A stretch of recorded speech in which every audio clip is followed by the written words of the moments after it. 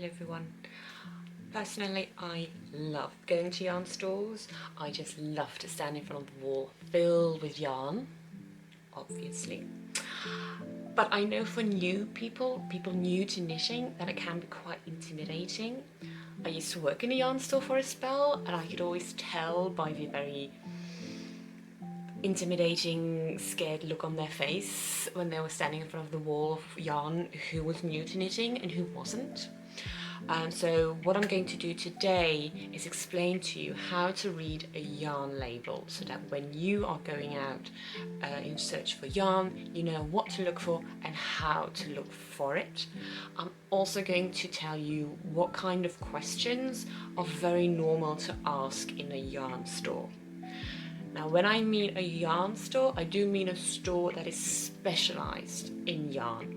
So I know you also have stores that just happen to sell yarn. They also sell candy, pots and pans. In those kind of stores, the personnel isn't really going to be able to answer your questions as well. Beside the question, do you have this in stock?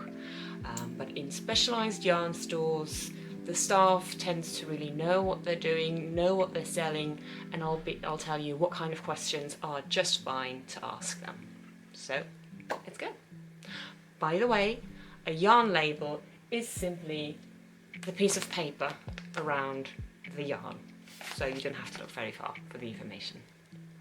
So the first thing you would look for when you're shopping for yarn and when you're standing in front of all the yarns, whether they're in bins or in the wall, whatever, is you're probably going to notice either the material, it'll have a nice texture that you're quite fond of, or you might just happen to see a particular colour.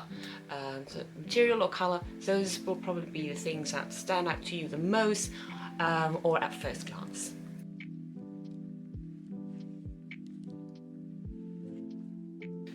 A yarn can be a lot of different kinds of materials. It can be 100% animal fibre, like wool, mohair, alpaca, silk, or it can be a plant fibre, like cotton, bamboo, hemp, the different kinds. Or it can be acrylic, or it can be a blend of some of the above. If you're looking to knit something for the winter, I would recommend an animal fibre. If you're knitting something for summer, I would recommend plant fibre. Or of course, if you're on a bit of a budget for your projects, there's also acrylic. How it's labelled on the label, the material breakdown, is exactly the same like the label on your t-shirt or whatever. It'll just give you the percentages of it will be 100% something, or it'll be 10% this and 90% that. So quite self-explanatory.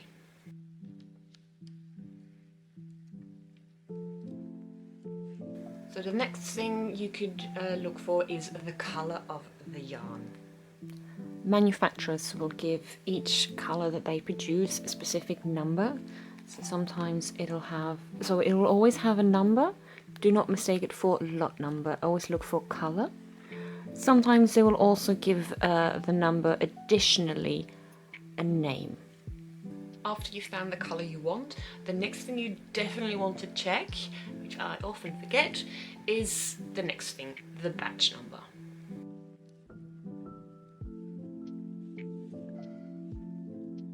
Yarn is dyed in batches, meaning that the manufacturer will put an amount of yarn in a big tub or vat or however they dye it, and they will try to get the mixture of dyes, a mixture of chemicals for each vat as identical as possible so that the end result will always be the same. They do try it, it doesn't always work out that way. So that's why it is very important to look for the batch number. As you can see, I bought this yarn from the same store. It's the same brand, same name, and same colour, both pink. But as you can see, because these are obviously from two different batches, the colour difference is pronounced, is quite obvious. So check your batch numbers. The risk you run if you don't check your batch number or the article number or a lot number or whatever is that you might, for instance, knit a scarf in, say, the color pink. And when you finish or when you're working on it, you'll suddenly notice like a huge stripe in your work that seems to be like slightly lighter or slightly darker than all the rest, even though supposedly it's all the same color. It should have all been exactly the same. And that's such a shame to ruin all that work for nothing. So definitely check the batch number. When you're in a yarn store, in a specialized yarn store, it is a perfectly acceptable question to ask the employee there, to ask, I need yarn A from whatever brand it is, from this color, and I need, say, 5 from batch, and then whatever batch number it is. If they don't have it in the store on display, they might have more in the back, more of that specific batch. So it is a perfectly acceptable question to ask, could you look in the bag to see if you have any more of this specific batch? And then they will just go and see if they have it. So once you've found the colour and material that you like, you'll want to check if it's the right kind of yarn for your specific project or pattern. You can check this by the suggested needle size, the gauge, or the yarn weight. I'll explain them each separately to you.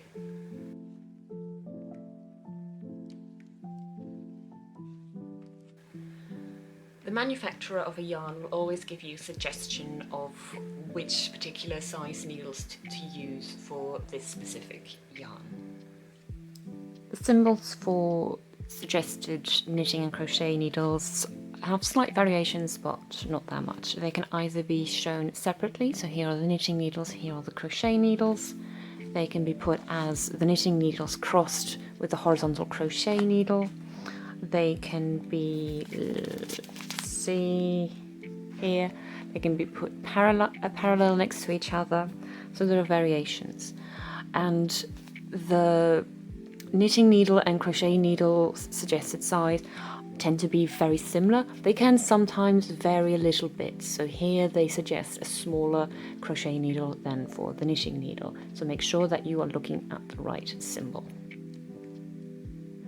And when checking for the suggested size needle, also check that you are looking at the right number. Sometimes it'll only have one sort of measurement on it, but sometimes, like from this one, you'll have the US system and have metric on it. So make sure that you definitely do look at the right one. If your yarn label is using a particular measurement or a particular sizing that you don't understand, for instance, if I were to buy something which has US labeling on it for size needles, all my knitting needles are in metric, so I won't really know what is a US 2. I have no idea what that is in metric. But don't worry, you can easily look this up. There are loads of conversion charts on the internet.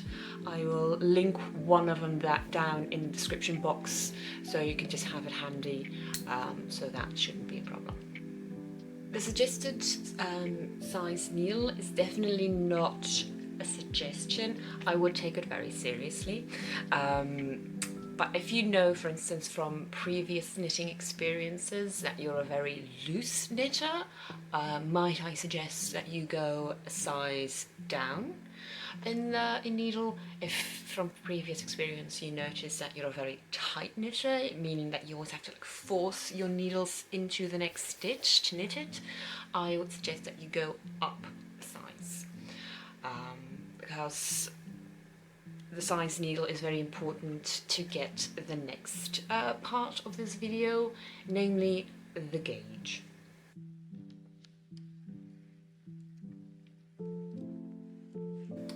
So, the gauge. Do not ignore this.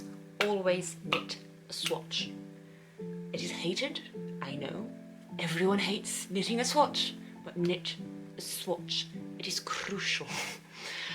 It seems like a stupid little thing, it's just like a little piece you have to knit, but it really is important to know whether or not you're getting the sizing right or the texture right, If you're off by quite something, by quite a lot, you really could just be knitting a project meant for doom.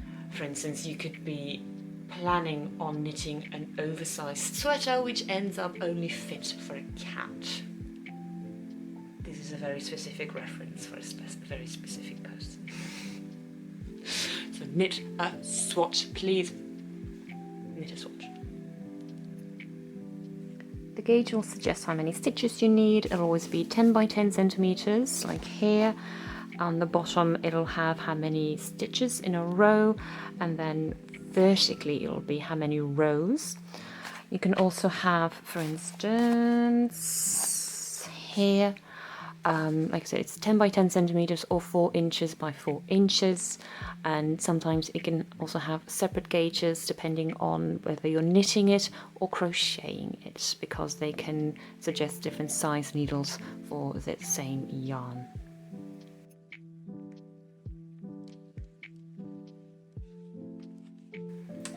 Next up, yarn weight. Not all balls of yarn show this, but it is a system. It's quite a uniform system that tells you not how much a yarn weighs, but how thick it is. The lower the number, the thinner the yarn will be. The higher the number, the thicker it will be. So for that, it can give you a good indication. The yarn weight tends to be suggested by the symbol of a ball of yarn with a label on it, and on the label it will have a number corresponding with the specific yarn weight. It'll also sometimes have the word or the name of it, for instance, medium, or here it'll have fine. The yarn weight can also give you an indication of what size needles you need. So if you have yarn left over but you don't have the label for it anymore, but you can see how thick it is, you can look it up on charts, like, okay, this kind of thickness, what kind of needle does it recommend? Again, I'll put a chart which indicates this in the description below, the description box, so you can check it out. So, you've found a yarn that you quite like, it's the right colour, texture, material, yada yada. Now, all you need to know is how much exactly do I need for my project? How many balls of yarn do I need?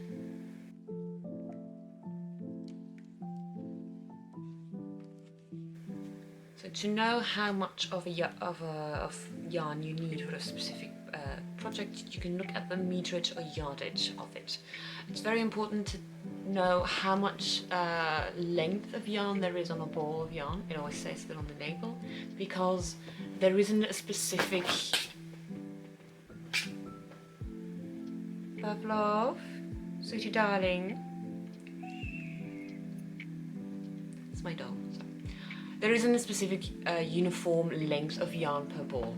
It really varies wildly from, I think the shortest I've come across personally is 50 meters, the longest in one ball of yarn, and the longest I've come across personally is 870 meters. It's almost a kilometer of yarn. So it really varies wildly. I'm telling you this because if, for instance, a pattern suggests 5 balls of yarn of type A from a specific brand, you can't just automatically say, oh, I don't have that brand, I'll just go and get 5 balls of a completely different one. You can't do that. You really need to know how many meters are there in a ball of yarn.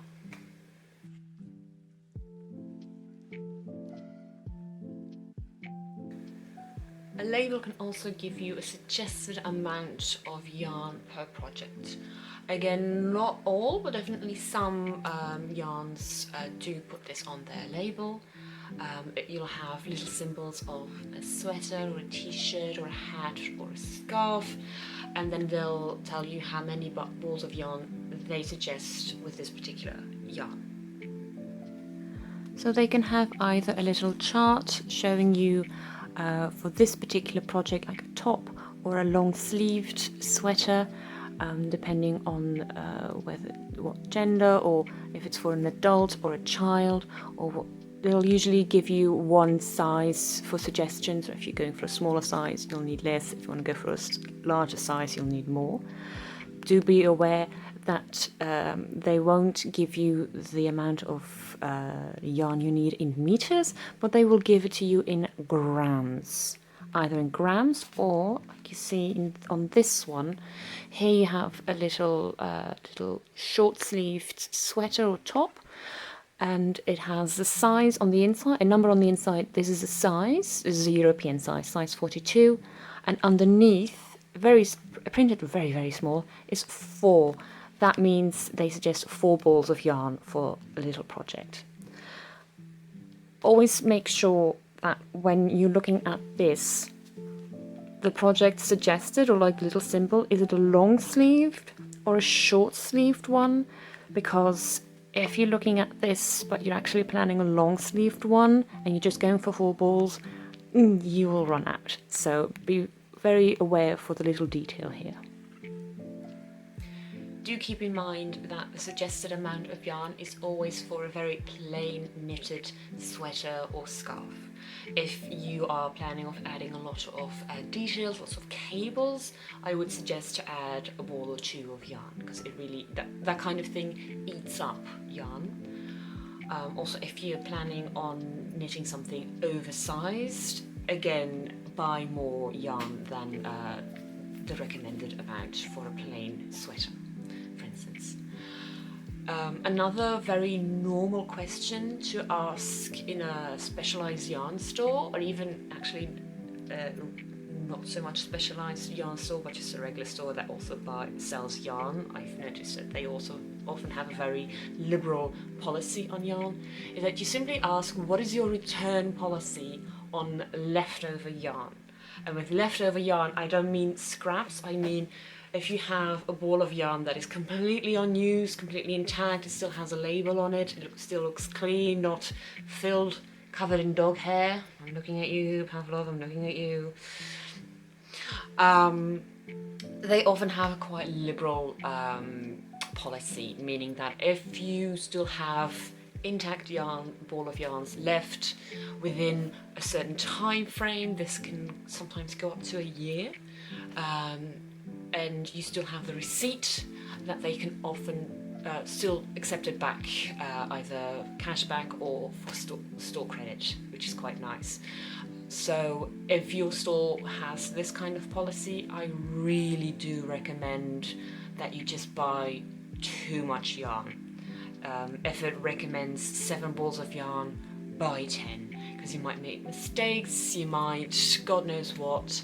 If it has a good policy, buy too much and then just return all the leftovers, keep your receipt somewhere and just return it. Be safe, don't play yarn chicken, don't.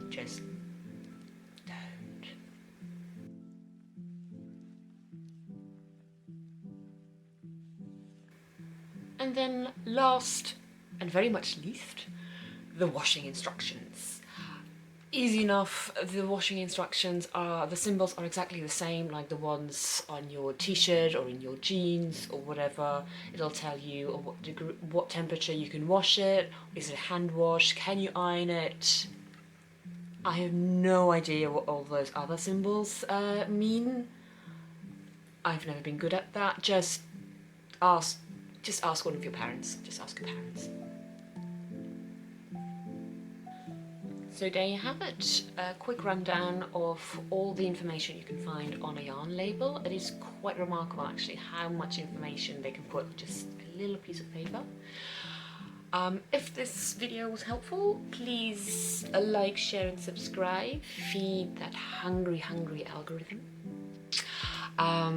If you notice that I forgot something to mention in this video, please do mention it in the comments, then I can get to it there, and then I can maybe pin it for other people who are watching. If you also just have a completely different question, definitely you can just ask me in the comments. Other than this, thank you very much for watching. If you want to follow me or my knitting, my many knittings and my dog, you can follow me on Instagram at Jane James Knitwear, and yeah, see you next time. Bye.